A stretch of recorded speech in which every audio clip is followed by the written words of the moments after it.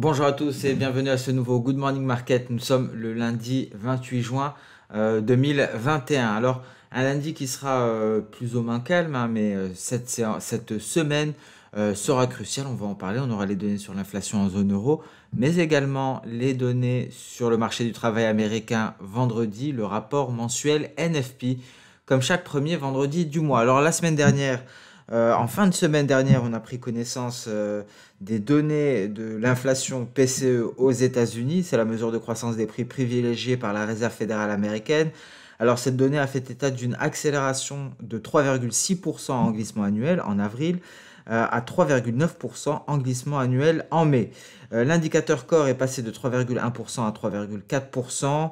Ce sont des données qui n'ont pas provoqué de réaction majeure, hein, sur les marchés car c'était conforme aux attentes. On notera également vendredi le secteur financier qui a surperformé plus 1,25%. Cela faisait suite à la publication des résultats positifs des stress tests, les tests de résistance de la Réserve fédérale américaine. Ça ouvre donc la voie à une reprise des achats d'actions et du paiement de dividendes pour ces bancaires. Et donc, les résultats ont montré que les banques combinées étaient capables de supporter des pertes allant jusqu'à 474 milliards de dollars.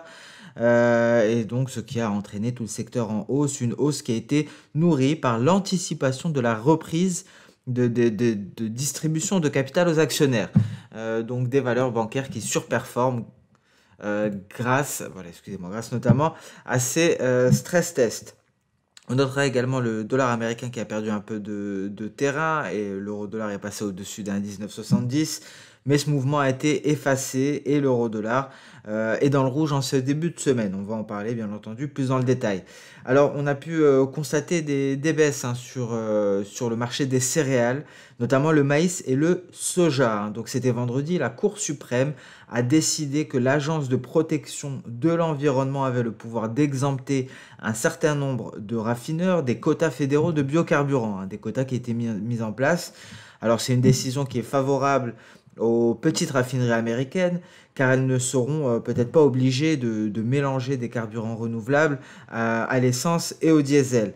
Alors ça laisse également entrevoir une baisse potentielle de la demande d'huile de soja qui est utilisée dans le diesel de biomasse, ainsi qu'une baisse de la demande de maïs utilisée dans la production d'éthanol aux États-Unis, hein. Donc ces deux matières premières agricoles, ces deux céréales, se sont tout naturellement repliées. Alors cette semaine a commencé en baisse, hein, en Asie. Le Nikkei et le Kospi coréen ont perdu 0,2%. Le S&P SX 200 a baissé de 0,1%. Les indices chinois sont en repli. On notera que le pétrole reste fort, hein, sous ses sommets pluriannuels.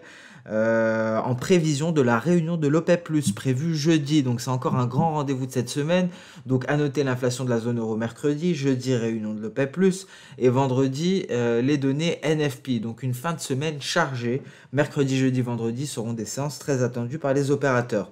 Concernant la pandémie, la propagation du Covid-19 dans plusieurs pays, notamment en Asie, comme l'Indonésie, la Thaïlande, même l'Australie, où il y a un confinement à Sydney, incite donc les investisseurs à faire preuve de prudence, hein. Une situation pandémique en Asie qui inquiète. On notera également qu'Angela Merkel va tenter d'interdire l'entrée dans l'Union européenne aux voyageurs en provenance du Royaume-Uni en raison de la propagation du variant Delta dans le pays, hein, ce qui serait tout simplement une catastrophe, hein, pour les pays les plus touristiques européens. Je pense notamment à l'Italie et à l'Espagne.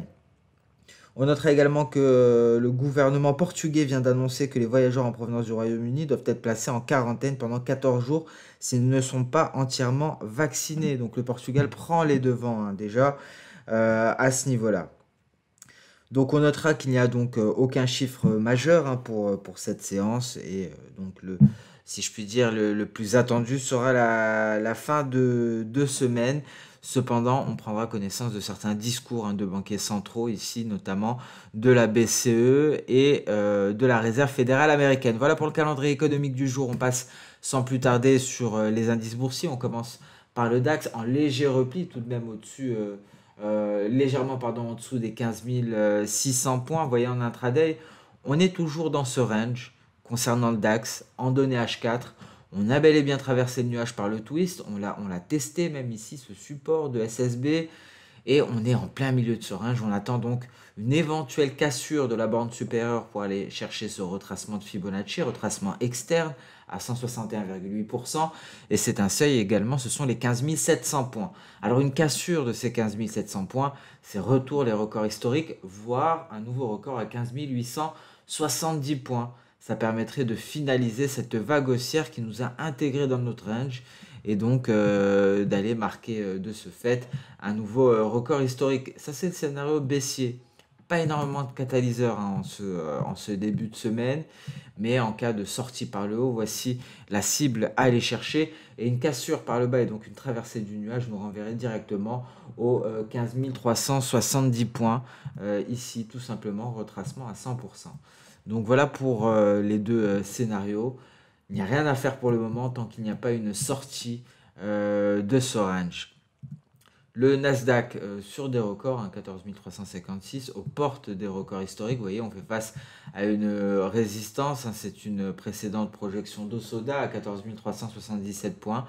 Pour le moment, on est collé à cette résistance. On ne parvient pas à aller plus haut. Une poursuite haussière est tout de même hautement probable. Hein. On a un gros support en H1, c'est notre nuage. Et donc, on pourrait espérer une poursuite de la tendance haussière. Hein. Le Nasdaq qui marque une pause depuis le 24 juin. On est sur support. S&P 500, lui, est allé marquer de nouveaux records historiques. On est à 4273 points à l'heure actuelle, au-dessus de la clôture de vendredi. Le prochain obstacle visible en journalier est à 4290 points. Ici, retracement externe de Fibonacci à 127,2%. Donc en cas de poursuite de la hausse, c'est la prochaine résistance à aller chercher. Vous voyez ici, hein, nous nous sommes hissés au-dessus d'une résistance. On est perché sur le S&P 500 et donc l'objectif est visible en journalier. Retracement externe de Fibo à 127,2%.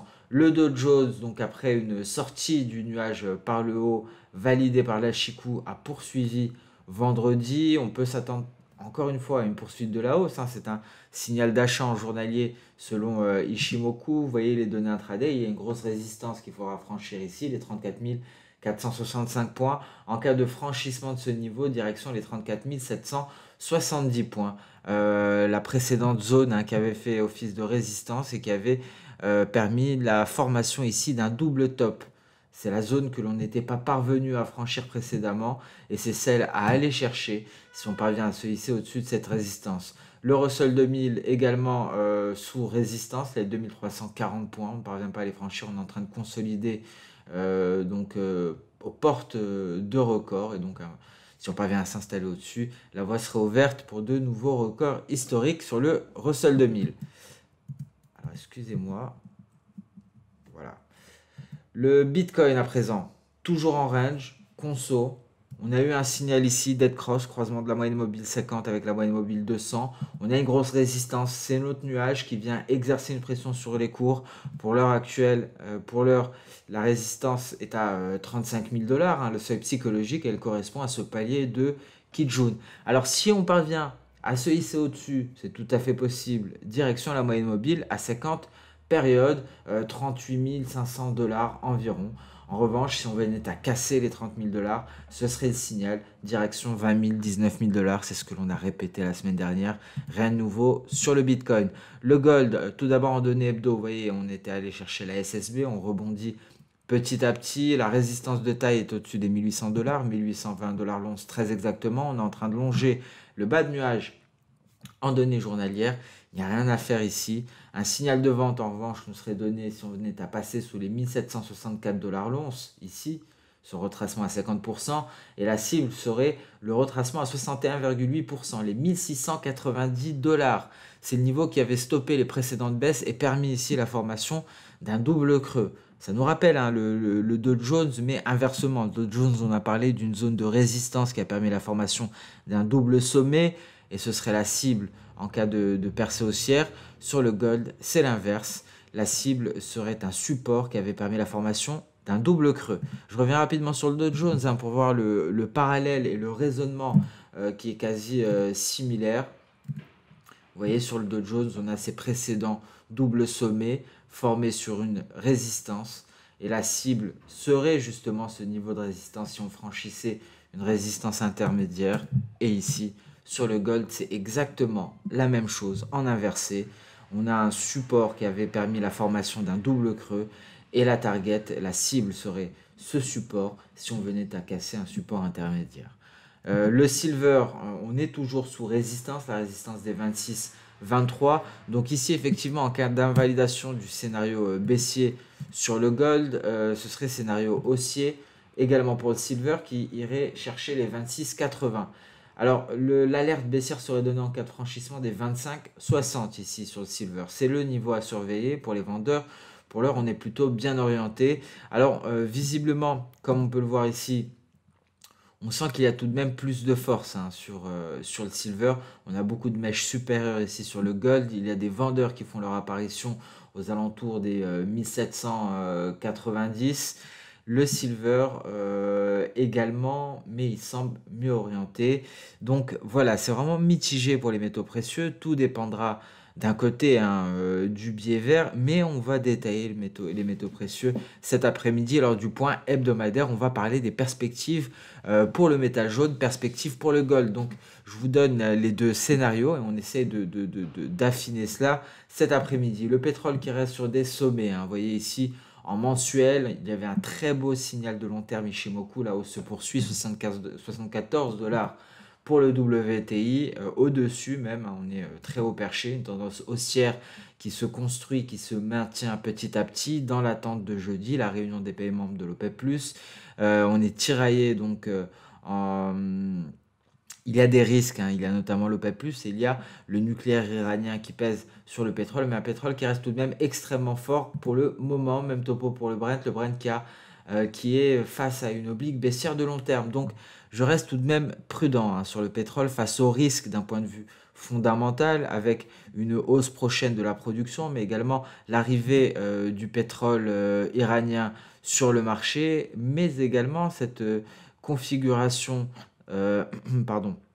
configuration technique sur le Brent. On va aller ici sur le Brent en données hebdomadaires, il me semble. Voilà, alors le Brent, vous voyez, on a une oblique baissière qui relie les précédents sommets, une oblique baissière que l'on vient tout juste de franchir. Alors ce qu'il faut pour cette semaine, il faut une confirmation. Il faut une confirmation technique, donc pour cela, il faut que l'on ait ici une bougie verte qui continue dans cette lancée haussière. Si on a une invalidation, donc un repli cette semaine et qu'on réintègre cette zone en jaune, donc concrètement ici pour le Brent, si on vient se placer aux alentours des 73 dollars, aux alentours des 73,30 même, en clôture hebdo, cela invaliderait ce signal technique qui a été donné par une clôture au-dessus de cette oblique baissière de long terme. Donc une semaine qui sera capitale pour le pétrole, dans tout le cas une semaine qui sera rythmée, un marché pétrolier qui sera rythmé par la réunion de jeudi de l'OPEP+.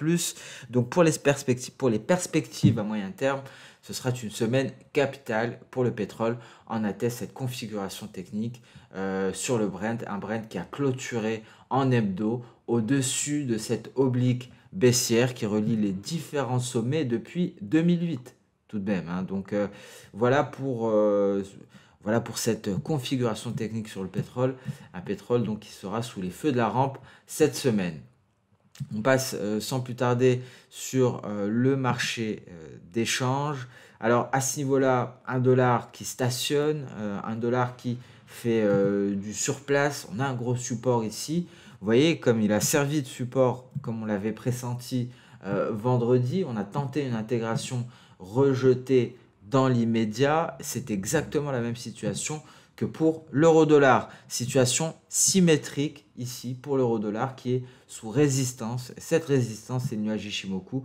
On a tenté une intégration du nuage, intégration rejetée. Donc, même topo que vendredi, sur support pour le billet vert, sous résistance pour l'euro-dollar. Donc, pas de changement à ce niveau-là. Le GBP-USD retrouve des couleurs en ce début de séance européenne. On va d'ailleurs voir la force relative des principales devises. Vous voyez, le GBP est le plus fort à l'heure actuelle, c'est le CHF qui est le plus faible. Le GBP est suivi de près par le NZD. En troisième position, nous avons le yen.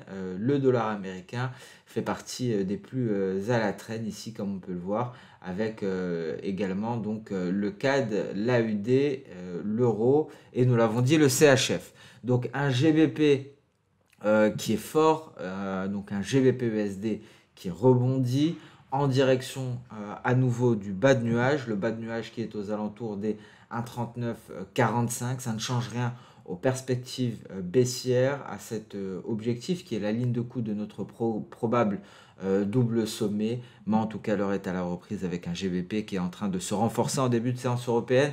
Attention tout de même, on le voit en données intraday, on a une grosse résistance, c'est notre nuage, c'est peut-être un élan de début de séance avant d'assister à une phase baissière pour le GBP USD. L'USD Yen, donc nous l'avons vu ici, le Yen qui est pratiquement flat, hein, on est parmi les plus forts en troisième position, mais voilà, donc un Yen ici qui parvient à se maintenir au-dessus de la borne supérieure de ce canal, mais attention, on n'est pas à l'abri d'une invalidation pardon, et d'une réintégration. Voilà pour le marché des changes. Donc on restera, bien entendu, c'est mercredi, hein, lors des données de l'inflation sur la zone euro qui sera capitale pour le marché des changes. Et donc une semaine assez chargée, un lundi tout de même relativement calme d'un point de vue des publications, une semaine chargée également pour les pétroles. Et sur ce Good Morning Market touche à sa fin. Cet après-midi, on fait un point sur le gold. On a vu les différentes perspectives, hein, le prochain support, les seuils d'alerte. On va essayer de développer les fondamentaux sur le gold cet après-midi. Très bon début de semaine à toutes et à tous. Je vous donne rendez-vous un peu plus tard dans la journée. Et pour les autres, pour ceux qui ne seront pas disponibles, on se retrouve dès demain pour le prochain Good Morning Market. Au revoir.